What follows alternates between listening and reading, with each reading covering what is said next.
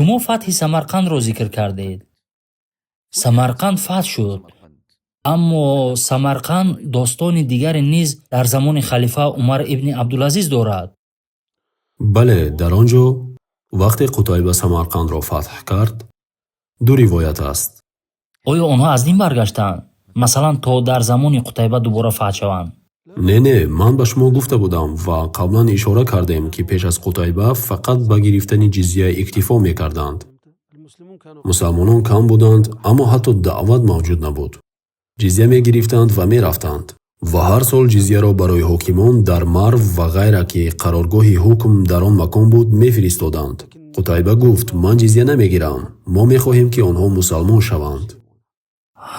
даъватро бинед. исломи онҳоро мехоҳем ва бо ҷизя иктифо намекунем. пас нақшаи ӯ ва аз сиёсатҳои накӯи ӯ ин буд ки ӯ мехост исломро дар ин ҷо ба хушӣ паҳн кунад.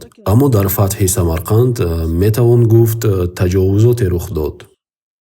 дар он ҷо бандҳое дар паймонномаи сулҳ дарҷ буданд. онҳо аввал ба он иқрор карданд ки бо онҳо сулҳ мекунанд ва дар он паймоннома бандҳои дигар буданд ки дар зимни яке аз онҳо шарте буд ки шаҳр бояд аз нерӯҳои низомӣ, яъне аз аскарон холӣ бошад. суғдиён ё самарқандиён сулҳҷӯ буданд, аммо ӯ ба душворӣ ба шаҳр дохил шуд. дар зери деворҳои Самарқанд даҳҳо ҳазор ё ҳазорон нафар аз сарбозони ӯ кушта шуданд. ӯ ба шаҳр дохил шуд ва намоз хонд ва он ҷо масҷид сохт ва буту санамҳоро шикаст. буту санамҳоро, бале. ва баъд гуфт: ман ҳама бандҳои паймонномаро ки бо ҳам сулҳ кардем риоя мекунам, ба ҷуз ин ки аз шаҳр берун намеравам. ҳамаи бандҳоро риоя мекунам, ба ҷуз он банд ки шаҳр бояд аз низомиён холӣ бошад. пас мардум ҳайрон шуданд ба ин маънӣ ки мо бо ту сулҳ бастем ба шарти ин ки шаҳр аз низомиён холӣ бошад. пас ин дар зеҳни онҳо монд ки Самарқанд фатҳ нашуд. шаҳри Самарқанд дар соли 93 ҳиҷрӣ фатҳ шуд ва Умар ибни Абдулазиз дар соли 99 ҳиҷрӣ омад, яъне баъд аз 6 ё 7 сол. шунидаем ки халифаи одиле ҳаст. пас бахтамонро меозмоем ва шикоят мекунем, мебинем ки чӣ натиҷа мешавад. яъне ин фатҳ дар замони Умар ибни Абдулазиз набуд, пеш аз ӯ буд? бале, 7 сол пеш аз ӯ. ва Қутайба 7 сол дар Самарқанд монд? Не, Қутайба дар соли 96, 3 сол баъд аз фатҳи Самарқанд вафот кард. вақте аз Қутайба шикоят карданд, Қутайба мурда буд. дуруст.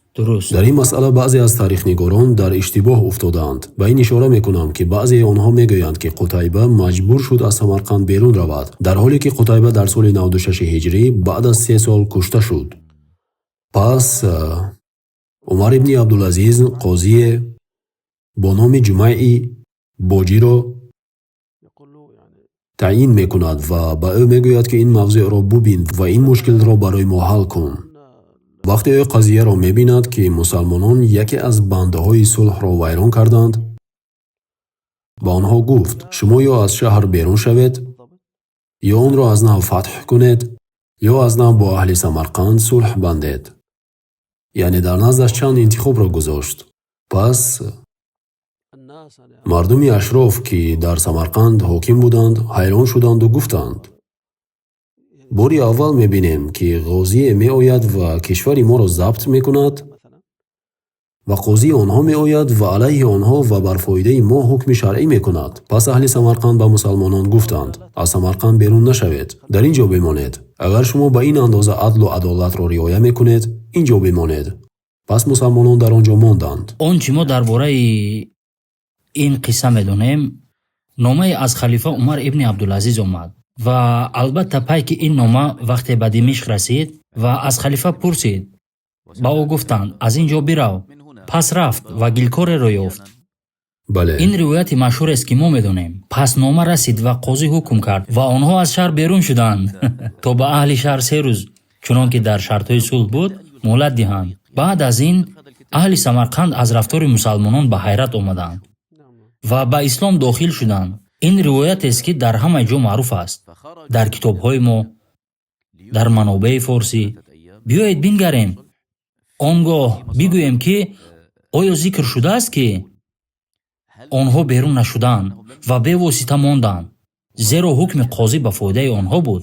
бале, баъзе манобеъи форсӣ зикр мекунанд ки онҳо дар Самарқанд боқӣ монданд ва аз он ҷо берун нашуданд. Зеро аҳли шаҳр гуфтанд, агар қозии шумо аз рӯи доду адл бар зидди шумо ва ба фоидаи мо ҳукм мекунад, дар шаҳр бимонед. зарур аст ба бародаронам ки дар ҳар куҷое ҳастанд бигӯям ки устод Адҳам ин маълумотро аз манобеъи форсӣ овардааст ки мо инро хуб намедонем ва низ аз манобеъи тоҷикӣ ва ҳамчунин аз манобеъи арабии мо ки мо медонем. аз баъзе манобеъи русӣ низ истифода ва кардаем. низ баъзе аз манобеъи русӣ, чунон ки ҳоло вақте мо ба мавзӯи вуруди русҳо ба Тоҷикистон ва ҳукмронии онҳо мерасем, хоҳем арза кард.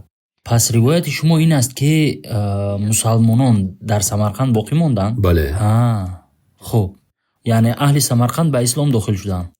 ва дар ин ҷо аҳли Самарқанд ба ислом дохил шуданд. Аҳли Самарқанд намехостанд ки дубора хунрезӣ шавад. Шояд баъдан намедонистанд ки чӣ шартҳои ҷадиде хоҳад буд ва ин кори аҳли Самарқанд ақлгароёна буд. хуб, ин ривоят дар ҳақиқат ба воқеият наздиктар аст. бале,